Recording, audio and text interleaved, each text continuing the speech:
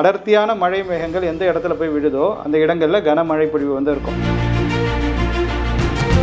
கடலோர பகுதிகளிலே நம்மளால வந்து மழையை வந்து எதிர்கொள்றதற்கு ஏற்ற மாதிரியான கட்டமைப்புங்கிறது பெருசாக வந்து இல்லை. ஆனால் சுழற்சியினால் கிடைக்கக்கூடிய மழை எப்படி இருக்குன்னா ரொம்ப பரவலாக இருக்கும். நிறைய இடங்களில் தொடர்ச்சியாக பதிவாகி கொண்டு இருக்கும். புயல் வருவதற்கு முன்பு அதிக மழை இருந்ததுனாக்கா அந்த புயலினுடைய தாக்கம் ரொம்ப அதிகமாக இருக்கும். சுழற்சி வந்து தென்மேற்கு வங்கக்கடல் பகுதிகளில் இருந்தாலே நம்ம சென்னைக்கு மழை வாய்ப்பு அதிகம்னு சொல்கிறோம். 200 மில்லிமீட்டருக்கும் அதிகமான அளவு மழை கடந்த புயலின் பொழுது அக்டோபர் மாதத்தில் பதிவான பொழுதே ரொம்ப பெரிய இடர்பாடுகள்லாம் இருந்ததாக நம்ம வந்து கேள்விப்பட்டோம் இல்லையா. இந்த வாட்டி அந்த அளவுக்கு கூட பதிவாகலைங்கிறது தானே நிதர்சனமான உண்மை.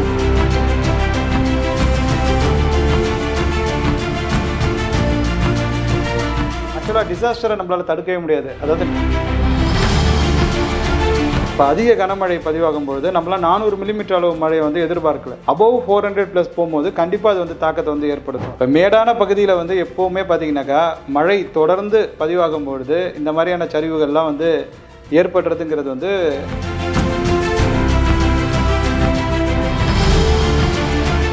இப்போ இந்த மாசத்துல ஏதாவது மழை வாய்ப்பு இருக்கா? இருக்குது, கண்டிப்பாக இருக்குது.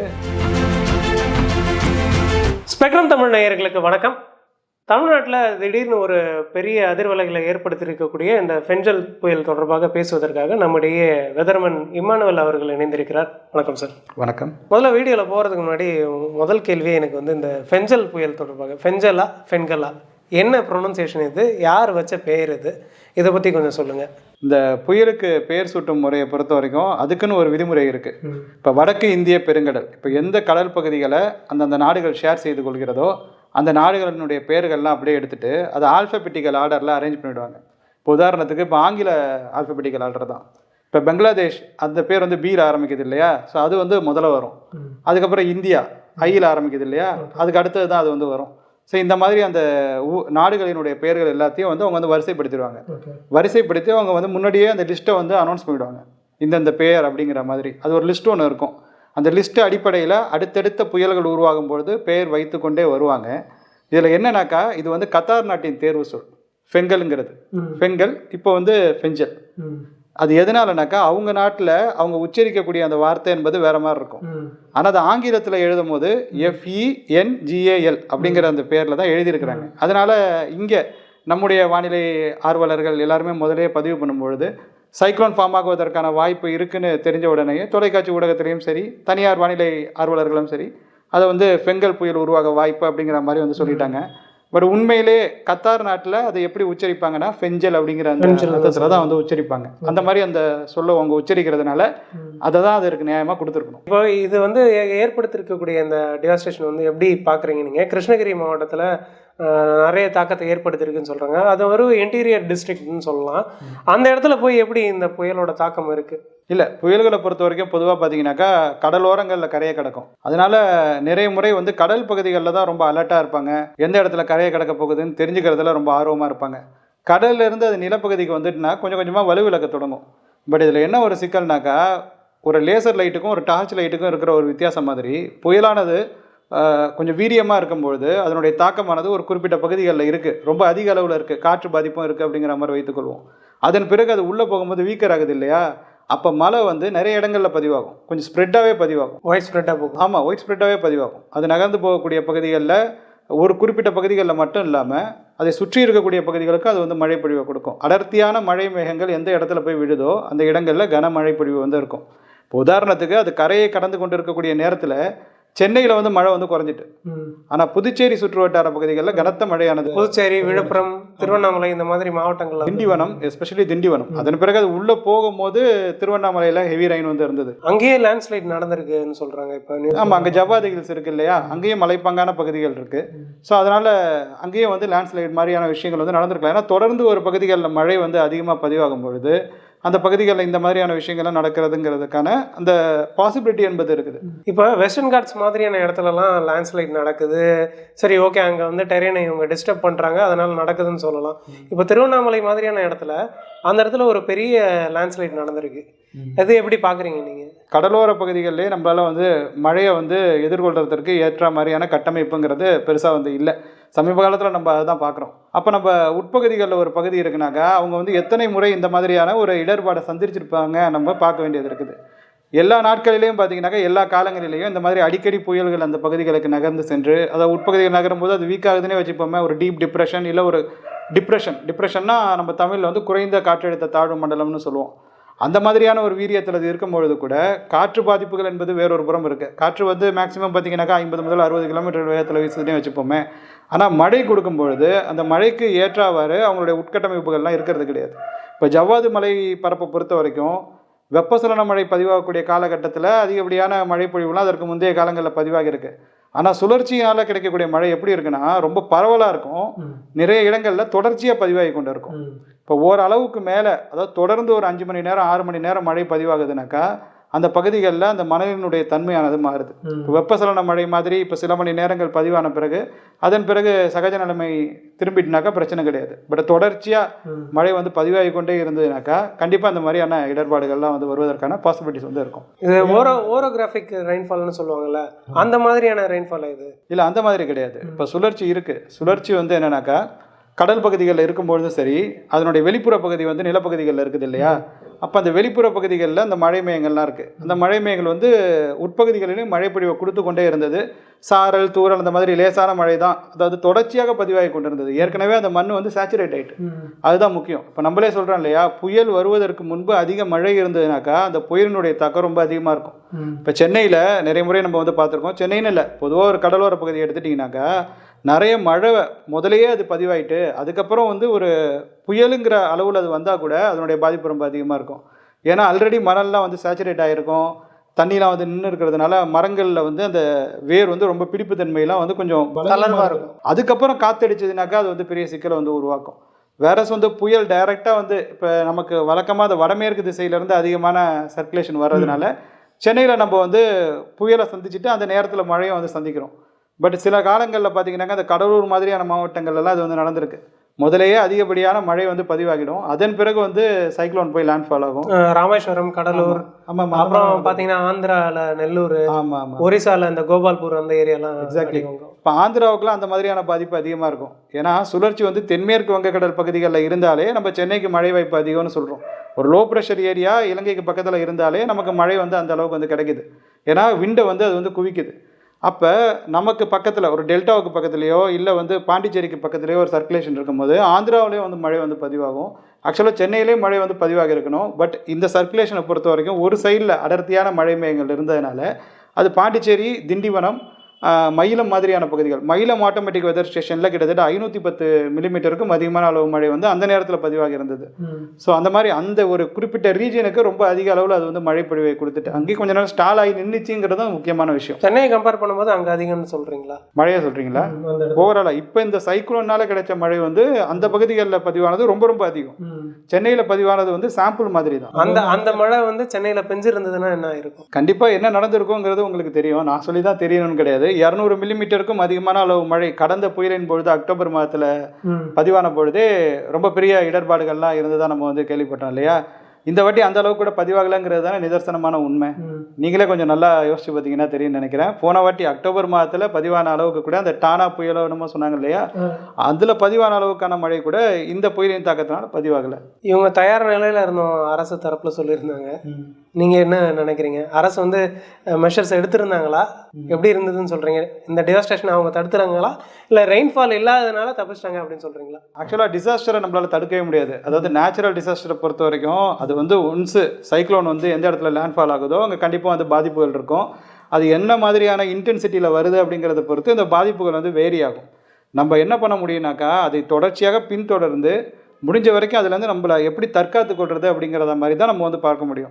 முடிஞ்ச வரைக்கும் உயிரிழப்புகளை நம்ம வந்து தவிர்க்கணும், அதுதான் முக்கியத்துவம் வாய்ந்தது. இப்போ உடைமைகள் பாதிக்கப்படுறதுங்கிறது வந்து வேறு, உயிரிழப்புகளை தடுக்கிறதுக்கு கண்டிப்பாக ஒரு அரசாங்கம் வந்து நடவடிக்கை எடுத்திருக்கணும். இவங்க எப்படி எடுத்தாங்கங்கிறது வந்து எனக்கு தெரியல. ஏன்னா நான் வந்து ஒரு பகுதியில் இருக்கேன், நான் வந்து வெதர் ஃபோர்காஸ்டிங் பண்ணிகிட்டு இருக்கேன், ஒரு பகுதியில் இருக்கேன். என்னுடைய வாழ்விடம், என்னுடைய வாழ்வியலுங்கிறது ஒரு குறிப்பிட்ட பகுதிக்குள்ளே இருக்குது. பட் இப்போ சென்னையில் வந்து மழை பொழிவு இருந்தப்போ பாண்டிச்சேரியில் வேறு மாதிரி இருந்திருக்கும். பாண்டிச்சேரியில் இருக்கிற மக்கள்லாம் என்ன கேட்டாங்கன்னாக்கா, எப்போ எங்கள் ஊரில் மழை பதிவாகும்னு கேட்டுட்டு இருந்தாங்க. ஒரே தூரல் போடுதுன்னாங்க. ஸோ பாண்டியில் பார்த்தீங்கன்னா ஃப்ளட்டிங் நடந்தது அப்படின்னு சொல்லிட்டு இருந்தாங்க. ஃப்ளட்டிங் நடந்த இடத்துல பார்த்தீங்கன்னா இந்த மானிட்டரிங் ரூம் இருந்தது, அந்த ரூமை சுற்றியே வந்து ஃப்ளட்டிங் நடந்தது அப்படின்னு சொல்லியிருந்தாங்க. திண்டிவனத்தில் ஃப்ளட்டிங் இருந்தது அப்படின்னு சொல்கிறாங்க. இப்போ திடீர்னு திருவண்ணாமலையில் அதீத கனமழை பெஞ்சிருக்கு, அந்த இடத்துலையும் மழை பெஞ்சிருக்குன்றாங்க. இந்த மாதிரியான மழையை வந்து ஒரு சென்னை சிட்டி வந்து தாங்கியிருக்குமா அப்படின்றது தான் எல்லாருடைய கேள்வியாகவும் இருக்குது. இப்போ என்னதான் நம்ம வந்து மானிட்டரிங்காக நம்ம வந்து ஒரு அமைப்பு மாதிரிலாம் வச்சு இல்லை ஒரு இடத்துல வந்து நம்ம இருந்தாலும் அதுவும் ஒரு ஊருக்குள்ளே தானே இருக்குது. இப்போ அதிக கனமழை பதிவாகும் பொழுது நம்மளாம் 400 மில்லிமீட்டர் அளவு மழையை வந்து எதிர்பார்க்கல. அபோவ் 400+ போகும்போது கண்டிப்பாக அது வந்து தாக்கத்தை வந்து ஏற்படுத்தும். ஏன் 200 மில்லிமீட்டர் அளவு மழைக்கும் அதிகமான அளவு பதிவாகும் பொழுதே சென்னை மாதிரியான பகுதிகளெல்லாம் அதிக பாதிப்புகள், அந்த நீர் தேங்கி நிற்கக்கூடிய நிலையெல்லாம் வந்து இருந்தது. பட் தேங்கி நிற்கிறதுக்கும் வெள்ளமாக வர்றதுக்கும் நிறைய டிஃப்ரென்ஸ் வந்து இருக்குது. இது ரெண்டுத்தையும் நம்ம வந்து கம்பேர் பண்ணிக்க முடியாது. இப்போ மழை பெஞ்சதுனாக்கா, இப்போ வெளிநாடுகள்லேயும் அப்படி தான், எல்லா நாடுகள்லேயும் அப்படி தான். மழை அதிக அளவில் ஒரு குறுகிய காலகட்டத்தில் பதிவாகும்பொழுது தண்ணி வந்து நிற்கும். அதன் பிறகு அது வடிகிறதுக்கு எவ்வளோ நாள் ஆகுது அப்படிங்கிறத நம்ம வந்து பார்க்கணும். ஸோ அந்த மாதிரி தான் புதுச்சேரி பகுதிகளிலும் என்னதான் அதில் வந்து கட்டமைப்புகளில் ஒரு காலகட்டத்தில் நல்லா அதனுடைய கட்டமைப்புகள் இருந்தாலும், இப்போ சமீப காலத்தில் அந்த நகரமயமாக்கலில் அது விரிவாகும் பொழுது சில பல ஆக்கிரமிப்புகள்லாம் இருந்திருக்குது, இல்லாமல் கிடையாது அந்த இடங்களில். பட் இதுலேருந்து அது வந்து சென்னையை கம்பேர் பண்ணும்போது ஒரு சிறிய ஊர் தான். நம்ம வந்து கம்பேர் பண்ணி பார்த்தோம்னாக்கா, ரெண்டுத்தையும் ஒப்பீடு பண்ணி பார்த்தோம்னா, ஸோ அதனால அது வந்து ஓரளவுக்கு ரெக்கவர் ஆகிறதுக்கு வாய்ப்புகள் இருக்குது. இருந்தாலும் தாழ்வான பகுதிகளில் இருக்கக்கூடிய அந்த இடங்களில் இருக்கிறவங்களுக்கு கண்டிப்பாக இது ஒரு இடர்பாடு தான். வயநாடு டிசாஸ்டரில் நடந்த லேண்ட்ஸ்லைடுக்கும் இப்போ திருவண்ணாமலை மாதிரியான ஏரியாவில் நடந்திருக்க லேண்ட்ஸ்லைடுக்கும் ஒரு டிஃப்ரென்ஸ் இருக்குது இல்லைங்களா? ஆமாம், கண்டிப்பாக இருக்குது. அது வந்து வெஸ்டர்ன் காட்ஸ், இது வந்து ஈஸ்டர்ன் காட்ஸ் பகுதியில் வந்து நடந்திருக்கும். இப்போ மேடான பகுதியில் வந்து எப்போவுமே பார்த்தீங்கன்னாக்கா மழை தொடர்ந்து பதிவாகும் பொழுது இந்த மாதிரியான சரிவுகள்லாம் வந்து ஏற்படுறதுங்கிறது வந்து நடக்கக்கூடிய ஒரு விஷயம்தான். பட் ஜவ்வாது ஹில்ஸை பொறுத்த வரைக்கும் அதனுடைய அமைப்பு என்பது அடர்த்தி மிகுந்த ஒரு மலைன்னு நான் வந்து சொல்லுவேன். மேற்கு தொடர்ச்சி மலை பகுதிகளில் பெரிய நகரங்கள் இருக்குது. இப்போ உதாரணத்துக்கு பார்த்தீங்கன்னா உதகமண்டலம் இருக்குது, கீழே போனீங்கன்னா வால்பாறை இருக்குது, அதே போல் அதற்கு கீழே போனீங்கன்னா கொடைக்கானல், அந்த மாதிரியான பகுதிகள்லாம் இருக்குது.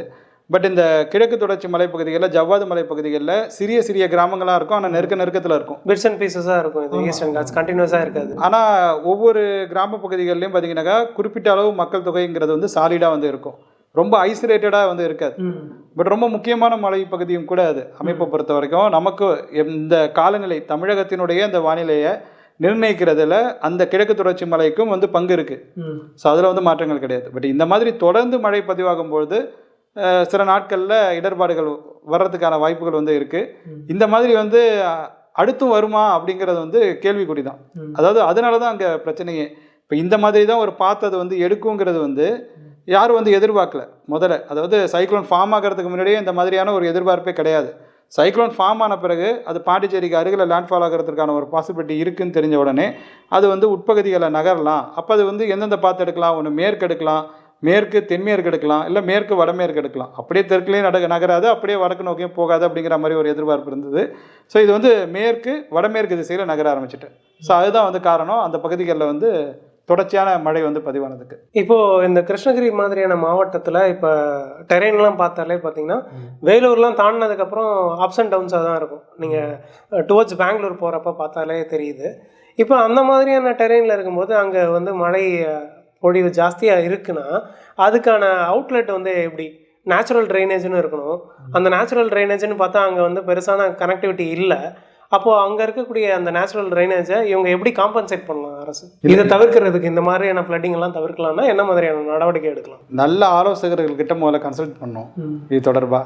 ரெண்டாவது பார்த்தீங்கன்னாக்கா, இப்போ நம்ம அந்த இடம் பற்றிலாம் சொல்கிறோம் இல்லையா, மேடான பகுதியிலேருந்து தாழ்வான பகுதியை நோக்கி தண்ணி வந்து வரும். இதில் என்ன ஒரு பெரிய சிக்கல் இருக்குனாக்கா, மேடான பகுதி ஒரு தாழ்வான பகுதி பக்கத்தில் ஒரு மேடான பகுதி இருந்ததுன்னா அந்த தாழ்வான பகுதி பிரச்சனைக்கு உள்ளாகும். இப்போ இப்படி இருந்து இப்படியே எல்லாம் போயிட்டு இருக்கிற வரைக்கும் உங்களுக்கு பிரச்சனை கிடையாது. பட் இப்படி வந்து இப்படி திருப்பி மேடாகுதுனாக்கா அந்த இடையில இருக்கிற பகுதி வந்து ரொம்ப இல்லை, அந்த மாதிரி நீங்கள் ரோட்டில் போகும்போதே நம்மளால் பார்க்க முடியுது. அதோட டெரெயின் வந்து மாறிக்கிட்டே இருக்குன்றது தெரியுது. அந்த மாதிரி அப்ஸ் அண்ட் டவுன்ஸாக இருக்கிறப்ப ஸோ எந்த அளவுக்கு இப்போ ஆறு இருக்கணும், ஏதோ ஒரு கனெக்டிவிட்டி இருக்கும், அந்த ஆறு வழியாக இந்த ஃப்ளட்டிங் வந்து நடக்காமல் தப்பிச்சிடலாம் அப்படின்ற ஒரு சிச்சுவேஷன் இருக்கும். ஆனால் இதை பார்க்கும்போது வந்து அங்கே ஆறு பகுதி வந்து பெருசாக இல்லாத மாதிரி தான் தெரியுது. அப்போது எந்த அளவுக்கு நடவடிக்கை எடுக்கணும்? ஏதாவது நீர்த்தேக்கம் அமைக்கணுமா, இல்லை இப்போ டேம் டேம்லாம் கன்ஸ்ட்ரக்ஷன் பண்ணுறாங்க இல்லையா, அந்த மாதிரி அந்த ஏரியாஸில் வந்து ஏதாவது டேம் கன்ஸ்ட்ரக்ட் பண்ணால் இந்த மாதிரியான ஃப்ளட்டிங் சுச்சுவேஷனை தடுக்கலாமா? இல்லை, இப்போ இப்போ பொதுவாக நம்ம இதை வந்து சொல்லிட்டோம்னாக்கா, இப்போ அது வந்து ஒரு பெரிய ஒரு மலைப்பகுதி தான். இப்போ அது ஒட்டு மொத்தத்துக்கும் வந்து நடவடிக்கை எடுத்து நம்ம எல்லாத்தையும் சீர்திருத்த முடியுமான்னு கேட்டிங்கனாக்கா முடியாது. பட் வந்து நல்ல ஆலோசகர்கள்கிட்ட கன்சல்ட் பண்ணிவிட்டு அந்த இடத்துல வந்து எந்தெந்த பகுதிகளுக்கு இந்த மாதிரியான த்ரெட் வந்து இருக்குது அடிக்கடி அப்படிங்கிறத முதல்ல கண்டறியணும். அதுக்கப்புறம் அந்த குறிப்பிட்ட பகுதிகளில் இந்த மாதிரியான நிலைமை வரும்பொழுது, அதாவது நான் சொன்னேன் இல்லையா, மேடு நடுவில் ஒரு பள்ளம் இருக்குது. அப்போ அந்த மாதிரி ஒருவேளை தண்ணி தேங்குனுச்சுனாக்கா அதை எப்படி வந்து வெளியேற்றுவது, இல்லை அது வந்து தானாகவே வெளியேறி செல்வதற்கோ, இல்லை அதை வந்து பயன்படுத்தி வேறு ஏதாவது ப்ரொடக்டிவாக பண்ணுறதற்கோ என்னென்ன நடவடிக்கைலாம் எடுக்கலாம் அப்படிங்கிறத யோசித்து அதற்கு தகுந்த மாதிரியான திட்டமிடல்களை அவங்க தீட்ட ஆரம்பிக்கணும். ஸோ எப்படின்னா, இதெல்லாம் வந்து நம்ம சொல்கிறோம், பட் இந்த மாதிரி ஒரு இன்சிடென்ட் நடந்த பிறகு தான் நமக்கு இதை பண்ணணும் அப்படிங்கிற மாதிரியான ஒரு ஐடியாவே வருது. பாண்டிச்சேரியே பார்த்தீங்கன்னாக்கா இதுக்கு முன்னாடி இந்த அளவுக்கு அஃபெக்ட் ஆகிருக்குமான்னு கேட்டிங்கனாக்கா அது வந்து ஒரு கேள்விக்குறி தான். ஏன்னா 400 mm ஆஃப் ரெயின்ஃபாலை தாண்டி போகும்போது தான் அவங்களுக்கே வந்து இந்த மாதிரிலாம் நடக்கும் அப்படிங்கிற மாதிரி ஒரு தெளிவு ஒன்று வருது. இதுக்கப்புறம் வந்து நம்ம உட்கட்டமைப்பில் என்னென்ன மாற்றங்கள் பண்ணணும் அவங்க வந்து யோசிக்க ஆரம்பிப்பாங்க. இந்த மாதிரி தான் ஒரு பகுதியும் பாதிப்படையும் போது நமக்கு வந்து அது வந்து ஒரு பாடத்தை கற்றுக் கொடுத்துட்டு போகுது. அதுலேருந்து கற்றுக்கிட்ட பாடத்தை அதுக்கப்புறம் நம்ம எப்படி இம்ப்ளிமெண்ட் பண்ணுறோம் அப்படிங்கிறதுல தான் விஷயமே இருக்குது. இப்போ அடுத்து என்ன, ஏதாவது புயல் வர வாய்ப்பு இருக்குங்களா? இதுக்கப்புறம் மழை இருக்குமா டிசம்பர் மாதத்தில்? ஏன்னா டிசம்பர் மாதம்னால எல்லாருக்குமே ஒரு பேனிக் வந்துடும். 2015 ஃப்ளட்டிங் நடந்ததுலேருந்து இப்போது இந்த மாதத்தில் ஏதாவது மழை வாய்ப்பு இருக்கா? இருக்குது, கண்டிப்பாக இருக்குது. ஏன்னா அடுத்தும் வந்து சுழற்சிகள் வந்து உருவாகும். இந்த டிசம்பர் மாதத்தில் பார்த்தீங்கன்னா இனிமேல் வந்து லோவர் லாட்டிடியூடில் வீக்கர் சர்க்குலேஷன்ஸ் வந்து மூவ் ஆகும். பட் அது வந்து தீவிரமடைஞ்சதுனா மட்டும்தான் இனிமேல் சென்னை மாநகருக்கு வந்து பலன் வந்து கொடுக்கும். இது வந்து டிசம்பர் மாதத்துடைய இயல்புன்னு சொல்லலாம். அதுவும் இப்போ இருக்கக்கூடிய நிலைமையை பார்க்கும்போது நமக்கு ஆக்சிஸ் வந்து ஷிஃப்ட் ஆகிட்டு. ஸோ அதனால் வந்து இப்போ கூட அடுத்து வந்து 3 அல்லது 4ஆம் தேதி வாக்கில் நம்ம சுமத்ரா தீவுகளுக்கு பக்கத்தில் தென்கிழக்கு வங்கக்கடல், தெற்கு அந்தமான் கடல் பகுதிகள் மற்றும் அதனை ஒட்டி இருக்கக்கூடிய பூமத்திய ரேகையை ஒட்டிய இந்திய பெருங்கடல் பகுதிகளில் ஒரு சுழற்சி உருவாகி அதன் பிறகு அது வந்து நகர்ந்து வரும். தென்மேற்கு வங்கக்கடல் பகுதிகள் வரையில் அது கண்டிப்பாக வந்துடும். இலங்கைக்கு அருகில் அது வந்து நிலை கொள்ளும். அதன் பிறகு அது எப்படி தீவிரமடையுது அப்படிங்கிறத பொறுத்து தான் மழை வாய்ப்புகள் வந்து வடகோடி மாவட்டங்களுக்கு இருக்காங்கிறத நம்ம சொல்ல முடியும். ஆப்வியஸ்லி எப்படி இருந்தாலுமே வந்து தென் மாவட்டங்களுக்கு அது வந்து பெனிஃபிட் வந்து கொடுத்துரும். இனி வரக்கூடிய காலங்கள் தான் தென் மாவட்டங்களுக்கு மழை வழங்கக்கூடிய காலகட்டம்னு நான் வந்து சொல்லுவேன். இன்னும் பெட்டராக தென் மாவட்டங்களுக்கு மழை கிடைக்கும். இனிமேல் இலங்கையில் நல்ல மழை கிடைக்கும். இலங்கையில் அதிக மழை இருக்குன்றீங்களா? ஆமாம், மறுபடியும் வந்து மட்டக்களப்புலாம் மழை பதிவாக வாய்ப்புகள் இருக்கும். அந்த சுழற்சி வருது இல்லையா, அது வந்து தென்மேற்கு வங்கக்கடல் பகுதிகளில் இலங்கைக்கு பக்கத்தில் தான் முதல்ல வரும். ஃபஸ்ட்டு நமக்குலாம் முன்னாடியே இலங்கையில் மழை வந்து பதிவாக தொடங்கிடும். ஏன்னா நம்ம தென் மாவட்டங்களை தான் அது ஃபுல்லாக மறைச்சிட்டு நிற்குது இல்லையா. ஸோ அதனால் அங்கே வந்து மழை வந்து 7ஆம் தேதி வாக்கிலேயே வந்து பதிவாக தொடங்கிடும். இது வந்து 8, 9, 10 அப்போ தான் வந்து நம்முடைய பகுதிகளுக்கு பலன் வழங்க போகுது. டெல்டாவில் மழை வழங்க போகுதுன்னா அதுக்கு முன்பாகவே மட்டக்களப்பு, அம்பாறையிலலாம் வந்து லேசாக சாரல் தூரல் போட ஆரம்பிச்சிடும். விட்டு மழையெல்லாம் ஈஸ்டர்ன் கோஸ்ட்டில் சொல்கிறீங்க நீங்கள்? ஆமாம், அம்பாறை மாவட்டம்லாம் வந்து இலங்கையினுடைய தென்கிழக்கு பகுதியில் இருக்கக்கூடிய ஒரு இடங்கள் அம்பாறை மாவட்டம்ங்கிறது. மட்டக்களப்பும் கிட்டத்தட்ட பார்த்திங்கன்னா மத்திய இடத்துல இருக்குது. ஸோ எல்லாம் கிழக்கு தான், திருகோணமலை எல்லா பகுதிகளுமே சரி. இப்போ அந்த பகுதிகளெல்லாம் மழை பதிவான பிறகு தான் நமக்கு வந்து மழை வந்து பதிவாக தொடங்கும். ஏன்னா அது லோவர் லாட்டிடியூடில் தானே வருது. அதனால் இப்படி தான் வந்து நடக்கும். இப்போ இந்த வடகிழக்கு பருவமழை இந்த வருஷம் வந்து எவ்வளோ நாளுக்கு நீடிக்க வாய்ப்பு இருக்குது? ஏன்னா போன வருஷத்தோட வடகிழக்கு பருவமழை வந்து இந்த வருஷத்தோட பிப்ரவரி மாதம் வரலும் இருந்தது அப்படின்னு சொல்லி வானிலை ஆய்வு மையம் சொல்லியிருந்தாங்க. பிப்ரவரி மாதம் தான் இது முடியுது அப்படின்னு சொல்லி பிப்ரவரி 20 வாக்கில் தான் சொன்னாங்க இந்த வருஷம். அது மாதிரி இப்போ அடுத்த வருஷம் நீடிக்க வாய்ப்பு இருக்கா? இல்லை, அவங்க அப்படி சொல்லியிருப்பாங்களான்னு எனக்கு தெரியல. பொதுவாக பார்த்தீங்கன்னாக்கா ஒவ்வொரு வருஷமே இருக்கு இல்லையா, ஒவ்வொரு வருஷத்துக்கான வடகிழக்கு பருவமழை காலகட்டம் என்பது அக்டோபர் 1 முதல் டிசம்பர் இறுதி வரையில் 31 வரையிலன்னு வச்சுக்கலாம். இப்போ இதற்கு இடைப்பட்ட நாட்களில் பதிவாகக்கூடிய எல்லா மழையுமே அவங்க வந்து வடகிழக்கு பருவமழை கணக்கில் தான் எடுத்துப்பாங்க. அதுக்கு தான் வந்து நம்பர்ஸ். வடகிழக்கு பருவமழையில் இந்த ஆண்டு இயல்புக்கும் கூடுதலாக மழை பதிவாக இருக்குது, இயல்புக்கும் குறைவான அளவு மழை பதிவாக இருக்குன்னு சொல்கிறாங்கன்னா அது இந்த காலகட்டத்தில் பதிவாக இருக்கக்கூடிய அந்த மழை அளவுகளை அடிப்படையாக கொண்டு தான். அக்டோபர் 1ஆம் தேதி தென்மேற்கு பருவமழை முடியாமல் மழை பதிவானாலும் அது வடகிழக்கு பருவமழை காலகட்டத்தின் பட்டியலில் தான் சேர்த்துக்கொள்ளப்படும். வடகிழக்கு பருவமழை 15ஆம் தேதி தொடங்கலாம், 20ஆம் தேதி தொடங்கலாம், நவம்பர் முதல் நாளில் கூட தொடங்கலாம். பட் அது கணக்கு கிடையாது. இந்த 3 மாதம் தான் கணக்கு. ஒரு வருஷத்துடைய வடகிழக்கு பருவமழைங்கிறது இதுதான். ஆனால் அந்த வடகிழக்கு பருவக்காற்று இருக்குல்ல, அது வர்றது வந்து டிசம்பர் 31 தேதி முடிஞ்ச உடனே நின்றுமான்னு கேட்டிங்கனாக்கா நிற்காது. இதுதான் இந்த தேதி காலம்ங்கிறது வந்து மனிதர்களுக்கு தான். இயற்கையை வந்து அதில் வந்து கொண்டுட்டு வர முடியாது, உள்ளடக்க முடியாது. ஜனவரி மாதமும் பார்த்தீங்கன்னாக்கா வடகிழக்கு பருவக்காற்று வீசும். அதே போல் ஆக்சிஸ் வந்து முழுமையாக இன்னுமே கீழே போகாததுனால, அதாவது பூமியினுடைய தெற்கு அரைக்கோளத்துக்கு குறிப்பாக ஆஸ்திரேலியாவுக்கு வந்து பெனிஃபிட் வந்து கொடுக்க ஆரம்பிச்சிடணும். ஆஸ்திரேலியாவுக்கு வந்து மான்சூன் ஜனவரிங்கிறது. பட் நமக்கு எப்படி இருக்கும்னாக்கா அந்த காலகட்டத்தில் கூட நம்ம வந்து ஈக்குவேட்டருக்கு நெருக்கத்தில் இருக்கிறதுனால இந்த பூமத்திய ரேகையை ஒட்டிய இந்திய பெருங்கடல் பகுதிகளில் பூமியினுடைய வடக்கு அரைக்கோளத்தில் நார்தன் ஹெமிஸ்பியர்லேயும் சர்க்குலேஷன்ஸ் ஃபார்ம் ஆகி இலங்கைக்கு தெற்கே இருக்கக்கூடிய கடல் பகுதிகளில் இல்லை குமரி கடல் பகுதிகளெல்லாம் நிலை கொண்டு அதன் பிறகு நகர்ந்து போகும். அந்த மாதிரிலாம் நகர்ந்து போகும்பொழுது கூட தென் மாவட்டங்கள்லாம் பலனடையும். டெல்டா மாவட்டங்களும் சில நேரங்களில் அந்த காலகட்டத்தில் பலனடைஞ்சதெல்லாம் உண்டு. இப்போ இதுக்கு அடுத்து ஏதாவது புயல்கள் வர வாய்ப்பு இருக்குங்களா இந்த வடகிழக்கு பருவமழை காலகட்டத்தில்? இப்போ கடல்சார் அலைவுகள் வந்து ஃபேவரபுளாக இருக்கிற வரைக்கும் ஒரு சுழற்சி உருவானுச்சுனாக்கா அது தீவிரமடைவதற்கான வாய்ப்புகளும் அதிகமாக இருக்குன்னு தான் நம்ம வந்து பார்க்கணும். பட் இப்போ கடல்சார் அலைவுகள் வந்து ஓரளவுக்கு ஃபேவரபுளாக தான் இருக்குது. இப்போ 20ஆம் தேதி வரைக்கும் கூட இருக்குன்னு வச்சிங்களேன். பட் அது வந்து அந்த நேரத்தில் வீரியம் அடையுமாங்கிறத நம்ம நெருக்கத்தில் தான் சொல்ல முடியும். இப்போதைக்கு சொல்ல முடியாது. இப்போதைக்கு சுழற்சி உருவாக வாய்ப்பு இருக்குது. அது வந்து வீரியமே அடையலைனாலும் தென் மாவட்டங்களும் டெல்டாவும் ஓரளவுக்கு பெனிஃபிட் வந்து அடைஞ்சிரும், இலங்கையும் பெனிஃபிட் வந்து அடைஞ்சிரும். வடகோடி தமிழகத்திற்கு அது பெனிஃபிட் வழங்க தான் அது தீவிரமடைய வேண்டிய தேவை இருக்குது. அப்படி அது தீவிரமடைவதற்கான வாய்ப்பு இருந்ததுன்னா அதற்கு முன்னதாக ஒரு 4-5 நாட்களுக்கு முன்பாக தெரிய வரும். அது ஒரு புயலாக உருவெடுப்பதற்கான சாத்தியக்கூறுகள் இருக்குனாக்கா ஒரு 3 நாளைக்கு முன்பாக நம்ம வந்து உறுதிப்பட சொல்லிடலாம். அது மாதிரி அதோடைய லேண்ட்ஃபால் லொக்கேஷனை ஒரு 48 ஹவர்ஸில் நம்ம வந்து ப்ரெடிக்ட் பண்ணால் ஓரளவுக்கு கரெக்டாக வருவதற்கான வாய்ப்புகள் இருக்கும். இன்னும் நெருக்கத்தில் போகும்போது தான் எவ்வளோ நெருங்கி அதை கணிக்கிறோமோ அப்போ தான் அது வந்து துல்லியத்தன்மையோடு இருக்கும். லாங் ரேஞ்சில் பண்ணோம், ஒரு வாரத்துக்கு முன்னாடியே பண்ணோம், 10 நாளைக்கு முன்னாடியே பண்ணோம், ஒரு மாதத்துக்கு முன்னாடியெல்லாம் பண்ணோம்னாக்கா அதில் வந்து துல்லியத்தன்மையே இருக்காது. அது நடப்பதற்கான சாத்தியக்கூறுகளே மிக குறைவு. இதுதான் வந்து இப்போ இருக்கிற தொழில்நுட்பத்தில் நிதர்சனமான உண்மை. எங்களோட இணைந்து பல்வேறு கேள்விகளுக்கு பதிலளிச்சிங்க. மிக்க நன்றி. நன்றி.